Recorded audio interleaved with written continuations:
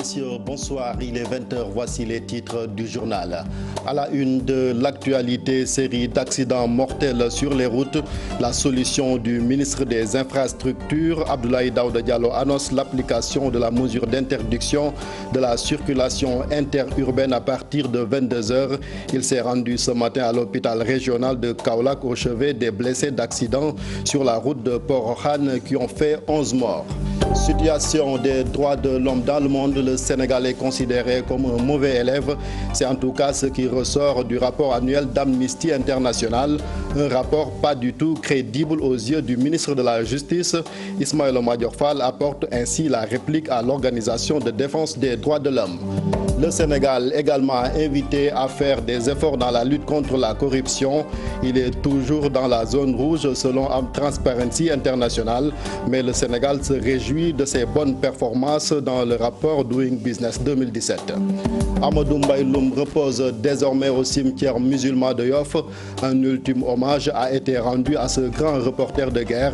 Il y avait un monde fou venu assister à la levée du corps à l'hôpital principal de Dakar. Témoignage dans cette édition.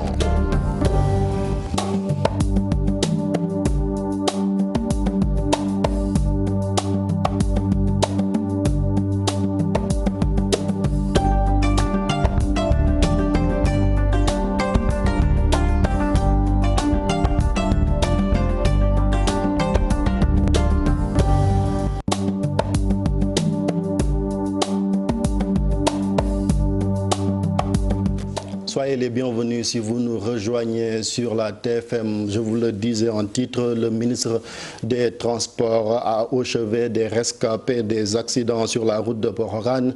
Abdoulaye Daouda Diallo a profité de l'occasion pour annoncer l'interdiction prochainement du transport urbain à partir de 22h sur tout le territoire national. Il ajoute que le permis à points va également être appliqué à partir du mois de juin.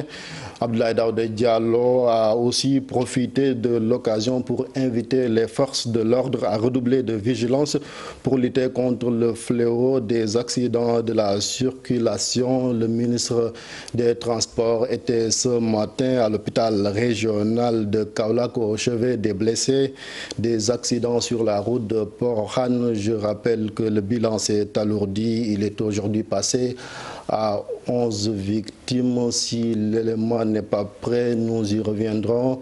Avant la fin de cette édition, nous décotons donc Abdoulaye Daouda Diallo au micro de Ibrahima Diamé. Déjà, d'une quarantaine de cas, dont 11 morts déjà, et nous souhaitons que cela s'arrête là. Et donc ça a été l'occasion pour moi de venir en tout cas voir les malades qui sont encore là dans l'hôpital. Et la décision majeure qui a été prise, c'est justement de les prendre totalement en charge, sur l'instruction du président de la République. C'est une mesure importante, mais aussi il est important de rappeler que cette chose-là, elle ne peut plus continuer. Je l'avais dit, on constate chaque année qu'il y a en moyenne 2 morts par jour sur accident. Aujourd'hui encore il y a eu ces cas et très souvent c'est des cas nocturnes et nous avons pensé qu'il va falloir définitivement donc mettre disons la législation en place pour quand même pallier ces difficultés-là. Ce qui fait que nous avons décidé dans les semaines à venir d'interdire toutes les circulations interurbaines à partir de 22h jusqu'à 6h du matin. Nous allons aussi mettre en place le permis à points. Parce que nous avons constaté qu'au-delà justement donc des difficultés de vue la nuit, c'est aussi un problème de comportement, notamment des chauffeurs. Et il y a lieu aussi quand même de travailler à davantage les ramener à la raison. Justice, procès Khalifa Sall, les avocats de la défense ont terminé aujourd'hui leur plaidoirie. Des plaidoiries suivies des répliques de l'agent judiciaire de l'État, mais aussi de la partie civile, compte rendu d'audience Aminata Mbaresso. C'est la fin des plaidoiries pour toutes les parties, place aux répliques. L'agent judiciaire de l'État a été le premier à prendre la parole. Antoine Diome a essayé de démonter les arguments qui disqualifient la constitution de l'État du Sénégal comme partie civile dans l'affaire dite de la caisse d'avance. L'agent judiciaire de l'État a rappelé devant la Cour des correspondances datées du 23 mars et du 24 mars 2017. Dans ces lettres, les avocats des prévenus avaient sollicité les observations des avocats de l'État dans le cadre d'une demande de liberté provisoire. Il ajoute qu'au moment de la réception de ces dites lettres, les avocats de l'État n'étaient pas encore constitués dans le dossier. Autre point soulevé par l'agent judiciaire de l'État, la constitution de la ville de Dakar comme partie civile. Antoine Diome évoque l'article 2 du Code de procédure pénale dans lequel repose la constitution de partie civile dans un procès. Il rappelle qu'en droit, il faut au moins alléguer un préjudice pour vouloir se constituer partie civile, ce qui pour lui n'est pas le cas. Antoine Diome s'en est également pris à la plaidoirie des avocats de la défense. Il indique que dans les plaidoiries, on a retrouvé des éléments qui permettent d'entrer en voie de condamnation. Il fait allusion aux factures dans l'achat de 1000 et de riz montrées par Maître Bamba Cissé. Maître Ousseynou Gaye, avocat de la ville de Dakar, a par la suite pris la parole. Il remet en cause les arguments de l'agent judiciaire de l'État et indique que l'État du Sénégal est en tourisme judiciaire dans cette affaire. Maître Baboucar Cissé, avocat de l'État du Sénégal, n'a pas mis de gants pour crier haut et fort la culpabilité des prévenus. Il le dit en ces termes. Quiconque évoque la tradition qu'on diffuse un conseil colonial de 1923, cela ne change en rien. Les faits sont constats. La culpabilité des prévenus ne souffre d'aucune irrégularité. Le procès dit de la caisse d'avance tire à sa fin. Après les plaidoiries des différentes parties, reste la réplique du procureur et des avocats de la défense, ce qui devra clore la procédure avant le délibéré du juge Malik Lamotte. Aminata Sow, ce procès, justement, il occupe une bonne place dans le rapport annuel d'Amnesty International. L'organisation attribue une mauvaise note au Sénégal en ce qui concerne le respect des droits de l'homme. L'organisation cite en exemple la restriction des libertés, mais également le mauvais traitement infligé aux détenus dans les prisons, mais aussi des personnes en garde à vue. Et la situation des talibés n'est pas en reste. Maïmouna Ndiaye et Mohamed Dien. Droit à la liberté, liberté d'expression, privation et restriction des libertés, le Sénégal traîne toujours les pas. Amnesty International crache ses vérités dans son rapport 2017-2018 sur les droits humains. Comment voulez-vous que des enseignants qui manifestent ne puissent pas aller devant le ministère de l'Éducation? Le meilleur lieu pour les enseignants d'être entendus, c'est devant leur ministère. Comment voulez-vous que des partis politiques qui veulent manifester au sujet des questions électorales ne puissent pas aller devant le ministère de l'Intérieur? Question des procès, l'organisme parle de rupture d'égalité. En ce qui concerne le cas de Khalifa Sall, nous avons noté comme un acharnement. Non seulement le procès est mené au pas de charge, c'est comme si on veut le juger, le condamner définitivement avant les élections de 2019. Jamais on n'a noté une telle célérité dans la conduite d'un procès au Sénégal. Un détenu qui est placé en garde à vue dans un commissariat de police ou dans une brigade de gendarmerie est supposé être sous la surveillance de la police ou de la gendarmerie. Donc on ne peut pas comprendre qu'on nous dise qu'une personne s'est suicidée. Le rapport 2017-2018 d'Amnesty International a aussi relevé un manque de volonté politique concernant le retrait des enfants dans la rue. C'est une opération de communication destinée à rassurer les bailleurs de fonds qui mettaient la pression par rapport à cette question-là. Et nous voudrions encore une fois dénoncer la mendicité et l'exploitation des enfants talibés. Et nous demandons à ce que les enfants dans ce pays puissent étudier le Coran sans mendier. Il faut que l'État y mette les moyens. Après publication, le directeur exécutif d'Amnesty Sénégal recommande aux États de mieux traiter les personnes dans les centres de formation de la police et de la gendarmerie. Au gouvernement du Sénégal, Seydi Gassama demande plus de courage pour la construction de prisons. Courage également pour un procès équitable aux personnes accusées de terrorisme. Un rapport critique qui tente de discréditer l'état des droits de l'homme au Sénégal n'est pas un rapport crédible. Ce sont les mots du professeur Ismaïla Madior Fall. Le garde des Sceaux s'exprimait cet après-midi en marge de la cérémonie d'installation du comité de concertation sur la modernisation de la justice. Il répond au micro de Fatima Taba et Mardien. Au fond, c'est une lapalissade que de dire que le Sénégal est un pays qui s'illustre en Afrique et dans le monde par au moins 2 ou 3 choses. 1. Le Sénégal est un pays de stabilité en Afrique, loué de partout. 2. Le Sénégal est une démocratie politique. Tout le monde le dit. Le Sénégal est l'une des plus vieilles démocraties du monde, pas de l'Afrique. 3. C'est un pays où on respecte les droits et libertés fondamentaux. Et depuis longtemps, ce n'est pas quelque chose qui est récent. Donc, un rapport objectif sur l'état des droits humains en Afrique est acceptable, discutable. Un rapport critique qui essaie de discréditer l'état des droits humains au Sénégal n'est pas un rapport critique. Parce que sur les questions des droits humains au Sénégal, le Sénégal, notre pays, est un exemple en matière de respect des droits de l'homme. Donc un rapport trop critique sur les droits... Je n'ai pas lu le rapport, je ne préjuge pas. Mais j'ai dit, tout rapport négativement critique sur le Sénégal relativement aux questions des droits de l'homme n'est pas un rapport critique. Ça fait, je pense, des semaines maintenant qu'il y a le procès. Le parquet s'exprime, les avocats de la défense s'expriment, les avocats de la partie civile s'expriment, sans brimade, sans restriction. Chacun dit ce qu'il veut. Et donc, moi, ce qui est important pour moi, ce n'est pas la décision qui va être prise du procès. Ça, c'est le tribunal. Mais c'était que le procès soit un procès équitable, un procès que tous les Sénégalais peuvent suivre. Et aujourd'hui, le procès se déroule. Et tous les Sénégalais suivent le procès. Donc je ne sais pas en quoi il y a violation des principes qui gouvernent un procès. Voilà un autre domaine où le Sénégal doit faire des efforts. Il s'agit de la lutte contre la corruption.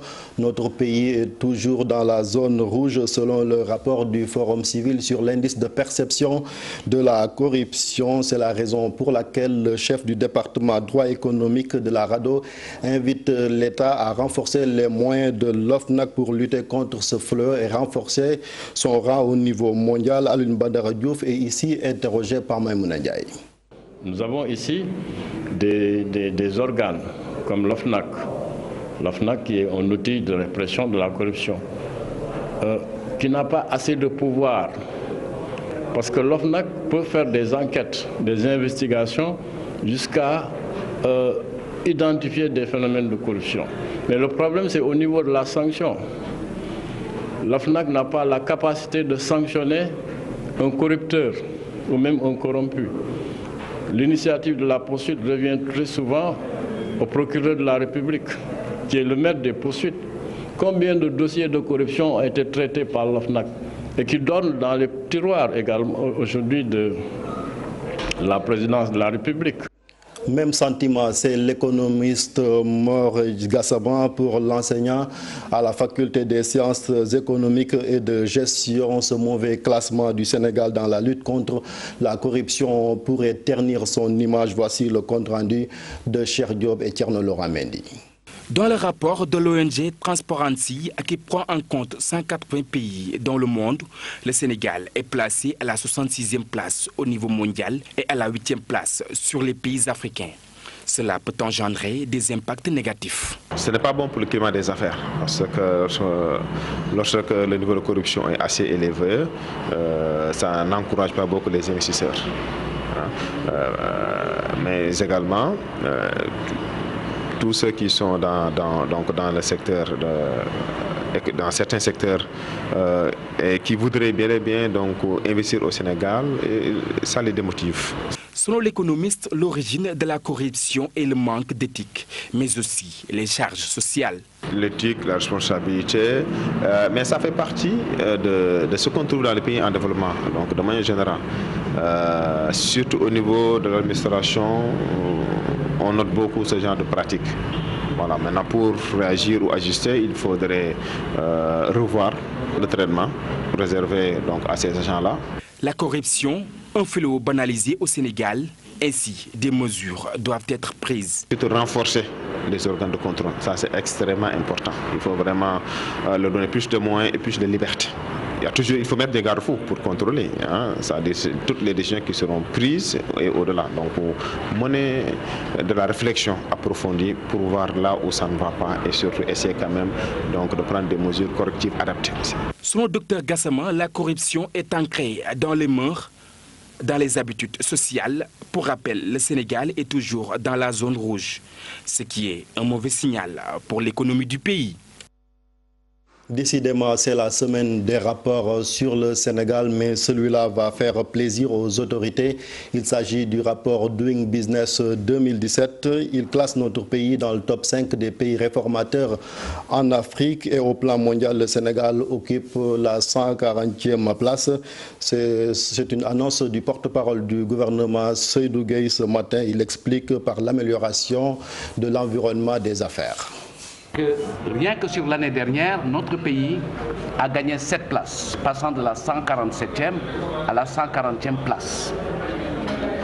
Sur les 4 années, nous avons gagné 40 places dans le classement Doing Business, mais nous avons gagné surtout une distinction qualitative, c'est de figurer dans le top 5 des pays les plus réformateurs de l'Afrique. Et c'est dans ce cadre-là, justement, que l'objectif avancé pour cette année, c'est d'être dans le top 100 des pays les plus réformateurs. Et l'objet de la feuille de route qui a été validée aujourd'hui par Monsieur le Premier ministre a pour ambition, justement, de nous y amener, en prenant, bien sûr, toutes les dispositions nécessaires à cet effet. C'est ainsi que la feuille de route a été structurée en 2 parties. La première, elle porte sur 8 points, qui sont des points de réforme à gain rapide, qui sont des réformes importantes pour faire évoluer le classement de notre pays dans le Doing Business. Il s'agit notamment de mesures qui portent sur la protection des investisseurs, sur l'octroi du permis de construire, sur le commerce transfrontalier, sur l'exécution des contrats, mais qui sont des questions que l'administration doit prendre en charge en délivrant la plupart du temps des actes administratifs pour attester de l'effectivité de ces réformes. En politique, toujours pas de consensus dans les concertations sur le processus électoral. Beaucoup de points sont restés en suspens, comme le système de parrainage, mais aussi le bulletin unique, entre autres, d'où les regrets de la société civile qui invite les acteurs politiques à trouver un consensus avant la présidentielle pour éviter des contentieux électoraux. Mambiram Diouf et Modou Diouf. C'est avec regret qu'il énumère les points de désaccord et d'autres non épuisés sur les 8 thèmes retenus dans les termes de référence. Disons l'évaluation de la réforme du fichier électoral. Et le deuxième point porte sur l'audit du fichier. Ces 2 points ont fait l'objet d'un accord et donc on a pu les réaliser. Mais il y a 6 autres points qui étaient inscrits qui n'ont pas fait l'objet de consensus en tout cas. Et d'autres qui n'ont pas été épuisés totalement. Il s'agit principalement des conditions de participation aux élections, c'est-à-dire la question 1 du parrainage. Il y a 2, la caution. Je crois qu'il y a une volonté de vouloir réduire la caution à la baisse. Aujourd'hui, c'est à 65 millions. Les acteurs pensent qu'on peut réduire ça à la baisse parce que c'est plus un filtre démocratique suffisant pour rationaliser les candidatures. Il y a 3, la question de la rationalisation des partis politiques. Qui n'a pas non plus fait l'objet d'un débat épuisé. Il y a également le statut de l'opposition et de son chef. Il y a également la question du couplage ou non des élections présidentielles avec les élections locales. Voilà autant de points qui étaient inscrits. La nationalité, qu'est-ce qu'on a dit? La nationalité, tu sais, il y a un débat autour de l'exclusivité d'une nationalité, de la nationalité sénégalaise pour être candidat. Maintenant, à quel moment on doit renoncer à la nationalité si on en a une deuxième et quels sont les moyens de vérification, tout ça. Il y en a qui proposent que pour être candidat, il faut avoir renoncé à sa nationalité, à l'autre nationalité, au moins 5 ans à l'élection, d'autres qui ont proposé d'autres délais. Il nourrit aussi des inquiétudes puisque le minimum de consensus n'a pas été obtenu et une bonne partie de l'opposition n'a pas pris part à ces concertations qui ont abouti à ce rapport de 17 pages. C'est pourquoi nous avons interpellé le président de la République à reprendre les choses en main, parce que ce n'est pas encore trop tard. En quoi faisant? En profitant du comité qu'on va mettre en place pour le suivi des recommandations de l'audit, pour faire venir tous ceux qui ont boycotté jusqu'ici, parce que les concertations doivent être inclusives.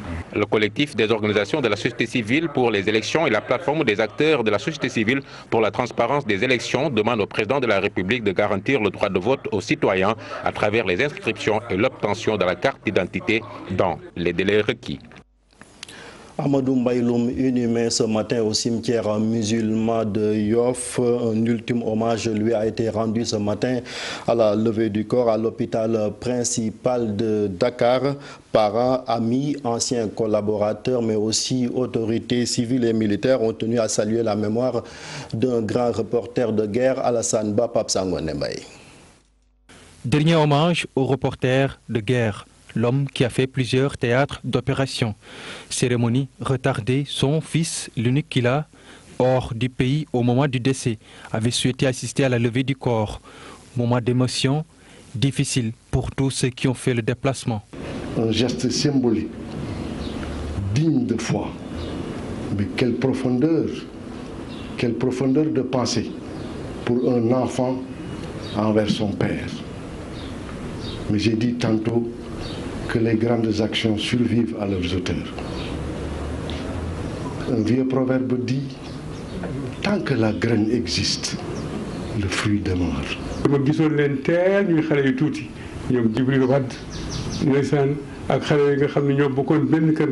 Je l'ai connu lorsqu'il était plus jeune, avec les Djibril Wade et d'autres jeunes. À l'époque, j'avais loué une maison pour eux alors qu'ils étaient à la RTS. Ils étaient 7 et payaient 80 000 francs la location. C'est moi qui complétais le loyer en tant que leur directeur. Je prie Dieu qu'il l'accueille dans son paradis. 20 000 francs, moi directeur, 10 000 francs, nous faisons ces loyers.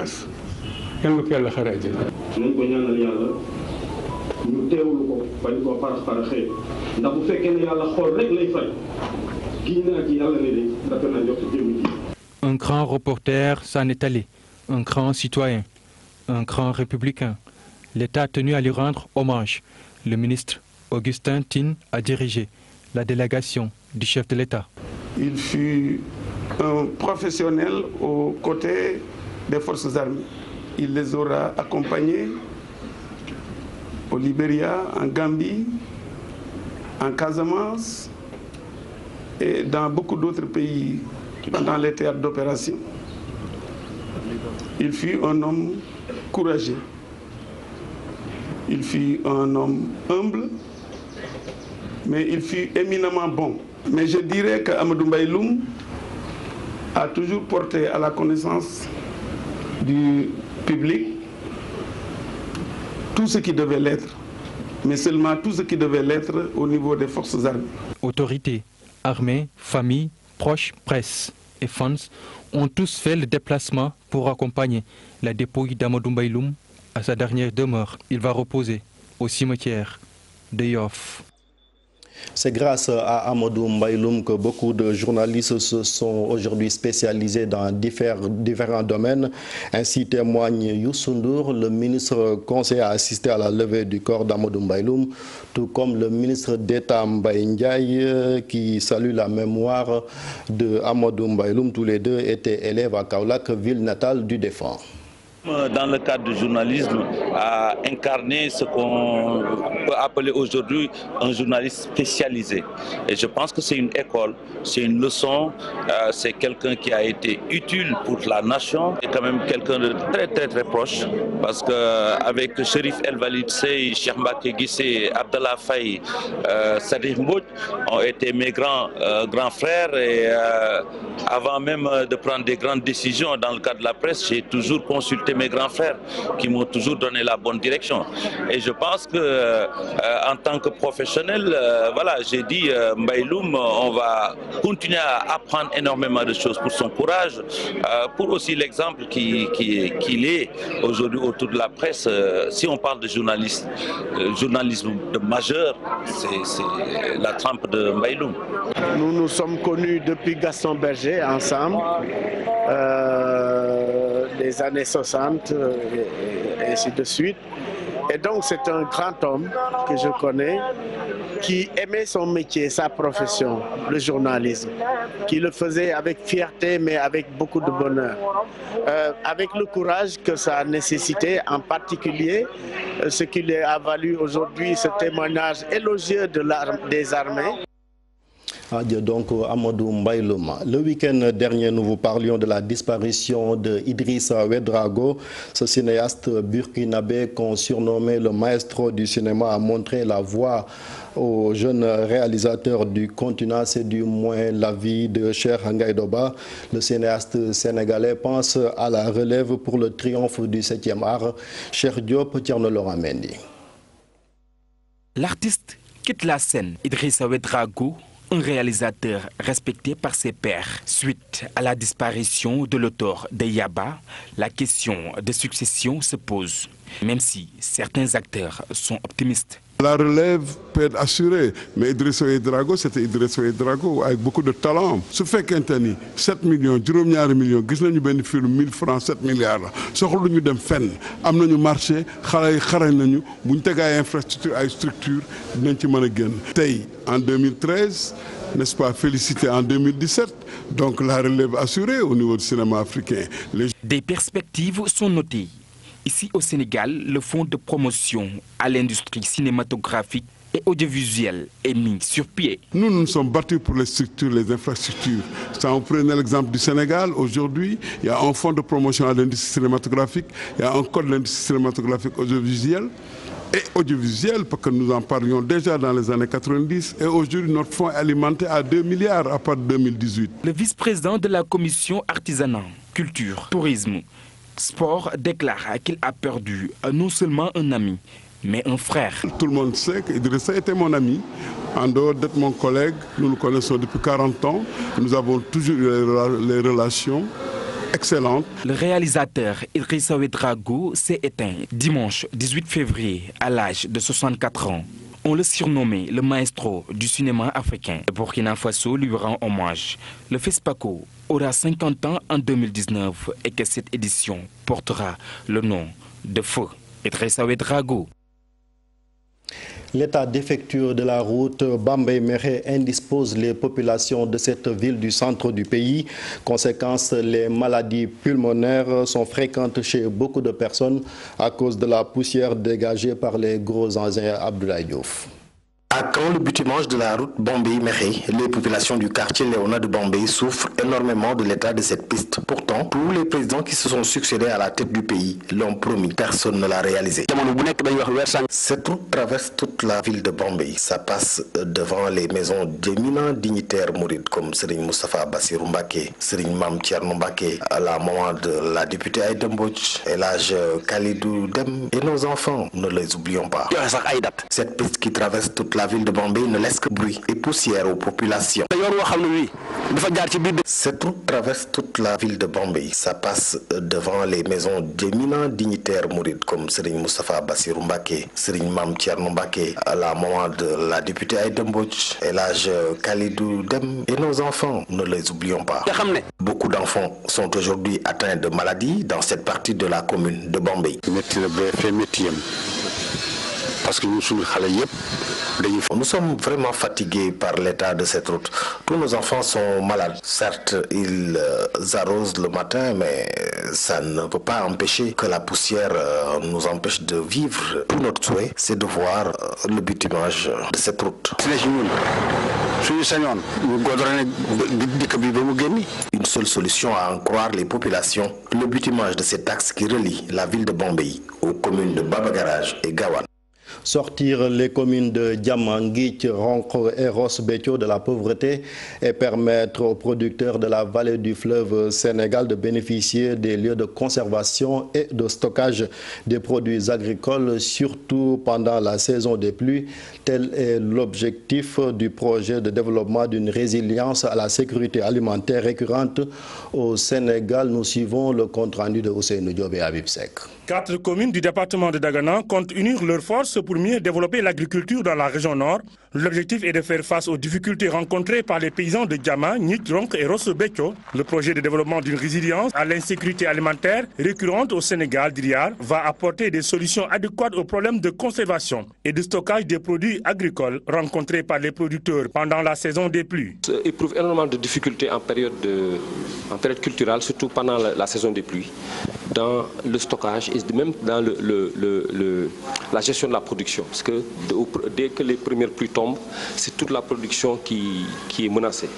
Driar va aussi permettre aux producteurs de disposer de machines agricoles très modernes pour accélérer les opérations de récolte. Dans la région, les paysans font face à plusieurs difficultés pour se doter d'unités de transformation. Ce nouveau programme vise aussi à remplacer les unités de décortiquage artisanales et du coup améliorer la qualité de production. La première vocation est une vocation de génération et de création d'emplois. Et la deuxième vocation est une vocation d'incubation, c'est-à-dire de formation de tous ces jeunes pour prendre en charge donc, le programme important d'acquisition de machines agricoles. Le business va leur permettre non seulement d'avoir des aires de stockage, mais surtout d'avoir du matériel agricole high-tech. Parce qu'il y aura des moissonneuses batteuses high-tech, il y aura également des tracteurs, tout ce qu'il faut pour que vraiment on puisse donc faire la production de riz dans un délai raisonnable. 14 km de pistes rurales seront réalisées et des magasins de stockage de céréales d'une capacité de 1000 tonnes l'unité afin de lutter contre la pauvreté dans les 4 communes. Le projet va contribuer à la réduction de l'insécurité alimentaire et au développement de la résilience des populations vulnérables au Sénégal, dans les régions de Fatick, Matam, Tambacounda, Saint-Louis et Ziguinchor, qui sont les cibles. Pour éviter les nombreux accidents causés par les motos Jakarta à Fatick, la plateforme d'accompagnement des jeunes du Sénégal octroie des gilets aux conducteurs et motos Jakarta. Des sessions de formation sont également prévues pour l'octroi de permis, une promesse du coordonnateur du PAGES, Maes Mahel Diouf, au cours de la cérémonie de remise de dons de médicaments au district sanitaire de Fatick. Nous l'écoutons au micro de Abdourahmane Diallo. Nous sommes toujours engagés dans cette même dynamique, raison pour laquelle nous avons engagé notre partenaire Beril à doter davantage de gilets de sécurité aux conducteurs de moto Jakarta de la commune de Fatick. Donc nous allons continuer dans cette même dynamique et pour toujours rester dans cette même dynamique, nous envisageons dans un délai très court de participer, de favoriser des séances de formation qui vont déboucher sur l'octroi des permis aux conducteurs de moto Jakarta. Parce que la vérité est qu'ils conduisent mais ils n'ont pas de permis.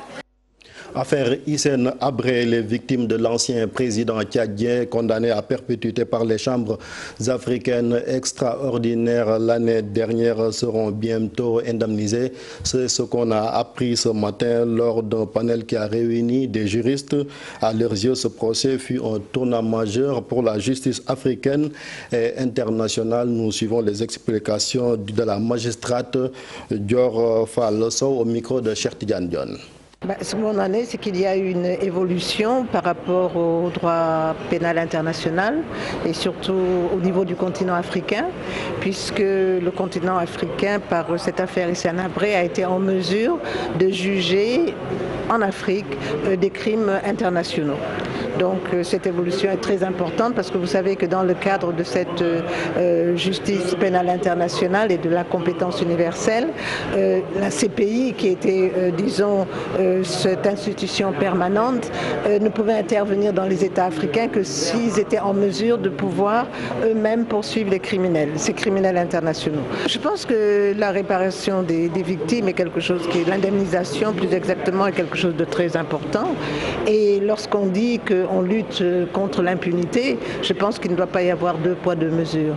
Et il est important que tous ceux qui ont commis effectivement des crimes internationaux, lorsque les preuves sont avérées, c'est important qu'ils soient poursuivis et condamnés. Vous savez que ce n'est pas facile, mais des mesures sont prises pour qu'exactement elles puissent être indemnisées. Et les sommes qui doivent être allouées sont extrêmement importantes, mais je pense que tout est mis en œuvre pour qu'effectivement elles puissent avoir réparation.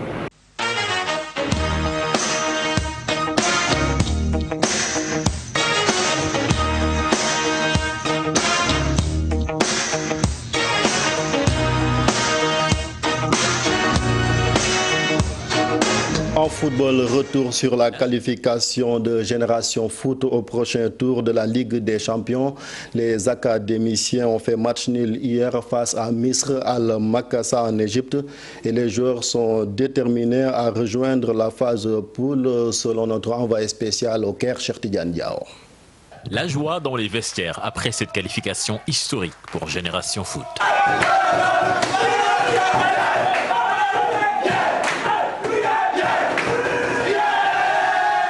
Les joueurs savourent leur qualification face à un adversaire qui n'a jamais levé le pied dans ce match. On va souffrir, mais Inch'Allah on va qualifier. Aujourd'hui, ce que nous avons dit l'autre jour, c'est sur cette dynamique qu'on est rentré sur le terrain pour décanter les choses. Il faut que le Sénégal aille de loin, c'est ça notre objectif. Ouais, ça a été trop même, parce que vu le contexte du match, vu l'ambiance, l'environnement, ça a été trop dur, mais quand on le dirait, quand on veut, on peut. Nous le pouvons quoi, mais Inch'Allah, ça reste encore.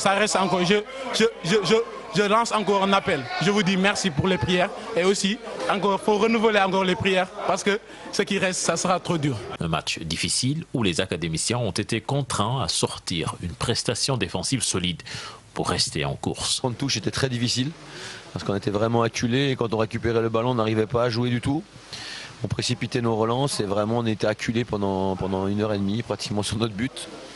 Donc ce qui est très rare à JF, je crois que depuis que je suis là, je pense que c'est la première fois. Et c'est vrai que ça a été difficile. Maintenant, moi je suis très fier de ce qu'ils ont fait parce que je pense qu'ils ont été... il y a des joueurs qui ont été dans l'intelligence aussi parce qu'ils ont bien géré les centres sans faire trop de fautes, sans faire le geste qui tue. Ils ont bien géré les percussions et ils ont... Voilà, défensivement, ils ont vraiment été des grands bonhommes. Les pensionnaires de Denis Biram Dao à 2 matchs des phases de poule de la Ligue des Champions, un objectif réel pour l'équipe dirigeante. Justement, le président se dit fier de ces joueurs qui ont décroché cette qualification. Les dirigeants qui veulent aller loin dans cette compétition sollicitent l'aide des autorités. Nous suivons les réactions du président Madi Touré et Tal Fall qui est chargé de communication de Génération Foot au micro toujours de Cheikh Tidiane Diao. C'est historique. Historique pour nous, c'est historique pour le peuple sénégalais parce que je pense que aujourd'hui, on a montré beaucoup d'abnégation. On a fait le match qu'il fallait faire avec des jeunes joueurs. Aujourd'hui, c'est comme s'ils ont joué pendant 3 ou 4 Ligues des Champions. Ils l'ont prouvé aujourd'hui. Mais ce qui me plaît en tout ça, c'est d'avoir franchi cette première manche qui était le premier objectif de Génération Foot. Gagner à domicile et venir se qualifier ici au Caire, c'est exceptionnel pour le football sénégalais. On lance un appel peut-être aux autorités sénégalaises quand même d'essayer de faire un effort dans ce sens-là et on attend peut-être un soutien du président de la République comme un soutien du président de l'Assemblée nationale. Ça nous ferait énormément plaisir. Mbour Petite Côte est éliminé en Coupe CAF après son match nul face à RS Barkhane du Maroc. Un but partout. Les Marocains disent avoir atteint leur objectif alors que Mbour regrette le manque d'expérience de ses joueurs compte rendu du match. Abdourahmane Diallo, Mamadou Gueye. Après 90 minutes de jeu, le score entre Mbour Petite Côte et RS Berkane est d'un but partout. Un score favorable pour les Marocains car ils se sont qualifiés. Le coach estime que l'objectif de la rencontre est atteint. Ce match, je savais qu'il était très difficile. J'avais beaucoup de pression. Je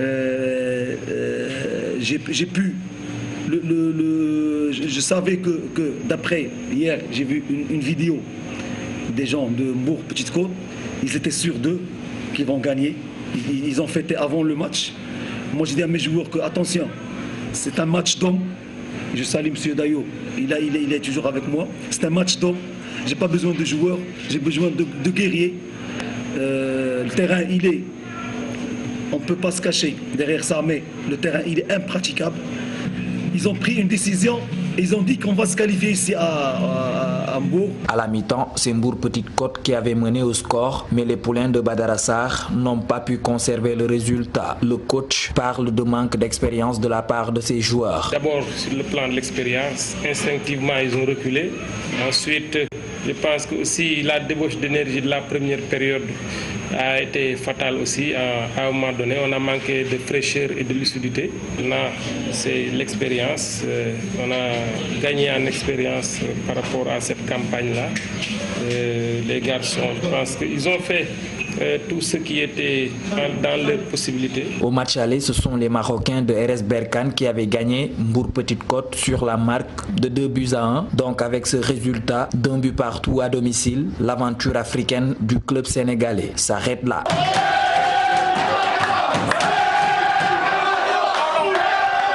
Fin de cette édition, merci de l'avoir suivi. Je vous souhaite de passer d'excellents moments en compagnie des programmes de la TFM. À demain, Inch'Allah.